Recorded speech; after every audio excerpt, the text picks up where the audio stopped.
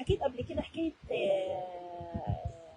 الحقيقة العارية أو الحقيقة تخرج من البئر للفنان ليون جيرم، الفنان الفرنسي اللي كانت للوحة بتاعته الحقيقة تخرج من البئر أو الحقيقة العارية ضجة وكلام كتير وحكايات كتير. وأنا هقول الحكاية دي النهاردة رغم إن أنا حكيتها قبل كده، لكن عايزة أحكيها بطريقة مختلفة.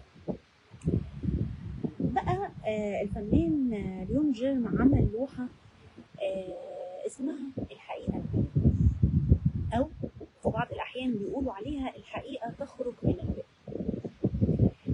واللوحة دي بتمثل أو بتتكلم عن الفرق بين الحقيقة وبين الكذب، وإزاي الناس بتقبل الحقيقة وبتتعامل معاها، وإزاي الناس بتقبل الكذب وبتتعامل معاها. بقى الحكاية بتقول إيه؟ بتقول إن الحقيقة كانت مرة بتتمشى، وهي بتتمشى قابلها الكذب، قال لها أهلا يا حقيقة، سلامات. قالت له سلامات أهلا. هي عارفة إن هو الكذب وعاملة احتياطاتها ومخلية بالها. قال لها ده الشمس طالعة النهاردة والجو جميل والبحر حلو كده زي ما انتوا شايفين، ايه رأيك تيجي تتمشي معايا شوية؟ الحقيقة فكرت كده وقالت لا يكون بيضحك عليا، ده كذاب، اتمشى معاه ما اتمشاش معاه. المهم الكذب فضل يقنعها ويقول لها تمشي معايا شوية، فقامت قالت وفيها ايه ما تمشى معاه شوية. اتمشت الحقيقة مع الكذب شوية وهما بيتكلموا، قال لها بصي الشمس طالعة والجو رائع النهاردة، وشوفي البحر حلو ازاي، تعالي ننزل نبلبط شوية. الحقيقة تبص للكذب كده وعارفاه كذب مش عايزة تصدقه، يقول لها يا ستي تعالي ننزل البحر، تعالي ننزل نبلبط شوية. المهم أقنعها لأنها حقيقة فبتصدق حتى لو كانت كذب. قاموا قلعوا هدومهم ونزلوا المية.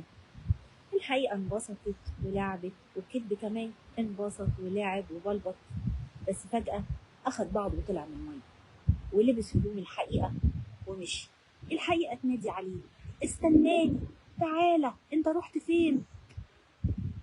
قال لها سلامات وأخد بعضه ومشي. الحقيقة طلعت من المية مش لابسة هدوم، تدور يمين شمال ومكسوفة من شكلها، جريت ورا الكذب عشان تلحقه وتاخد هدومها منه، ما لحقتهوش. وللأسف كل الناس اللي شافت الحقيقة وهي عريانة خبت وشها واتضايقت منها وقالت لها ازاي تخرجي كده، او ازاي تطلعي كده، او ازاي تورينا نفسك كده رغم ان هي الحقيقة. لكن بالرغم من ان هي الحقيقة الناس ما قبلتهاش، ما رضيتش تشوفها وهي عريانة، ما رضيتش تشوف الحقيقة وهي حقيقة. لكن الكذب بقى لبس هدوم الحقيقة من ساعتها وهو بيلف العالم كله، والناس فاكرين ان هو الحقيقة او مصدقين علشانه بس لابس هدوم الحقيقة، لكن هو في الاصل كده. بس الناس عايزة تصدق، عايزة اي حاجة تلبسها هدوم الحقيقة وتصدقها. لكن الحقيقة البيور، الحقيقة العارية محدش عايز يصدقها.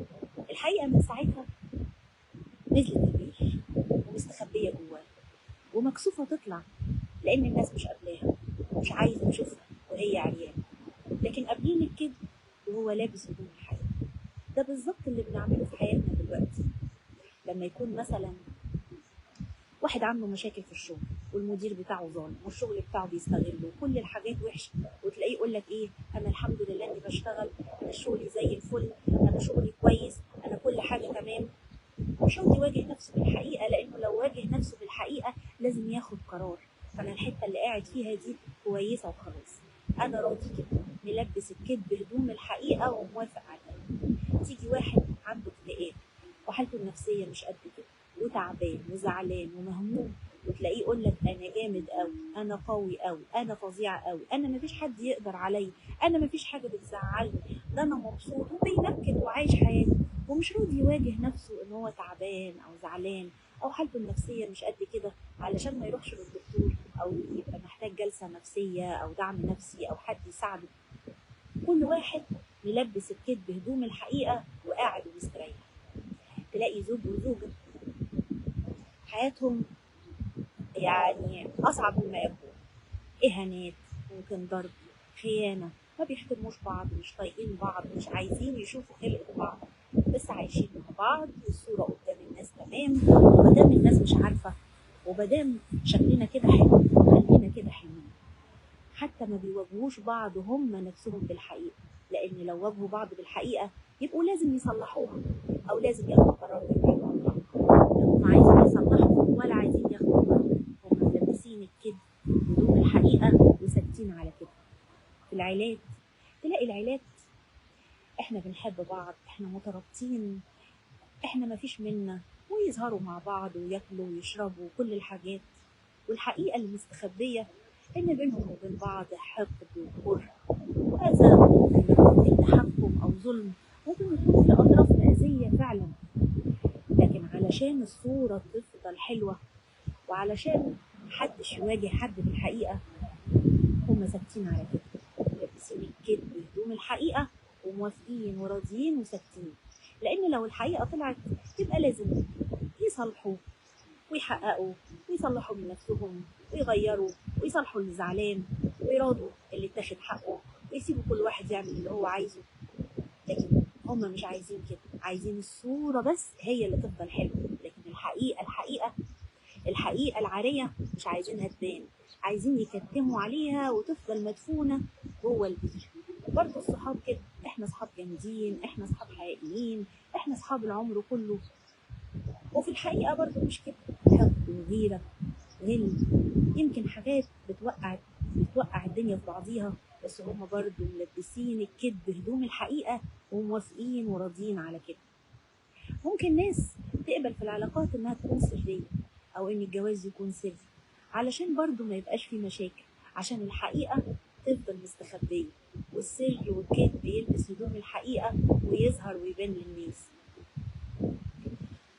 الحقيقة لما نزلت البير واستخبت، هي في البير من ساعتها ومستخبية، وكل حقيقة هتخبوها هي ممكن تفضل جوه البير وتفضل مستخبية، وممكن تزهق وتطلع فجأة وتقول أنا حقيقة يا ناس، أنا الحقيقة مهما كنت عارية، مهما كنت وحشة ومهما كنت هزعلكم، بس أنا الحقيقة. بتحبوا الحقيقة ولا بتحبوا الكذب؟ عايزين تلبسوا الكذب هدوم الحقيقة، ولبستوه هدوم الحقيقة كم مرة؟ ودلوقتي عايشين في كذب لابس هدوم الحقيقة، ولا انتوا حقيقيين على طول؟ انت ملهاش قعدة، وخلوا السعادة دايما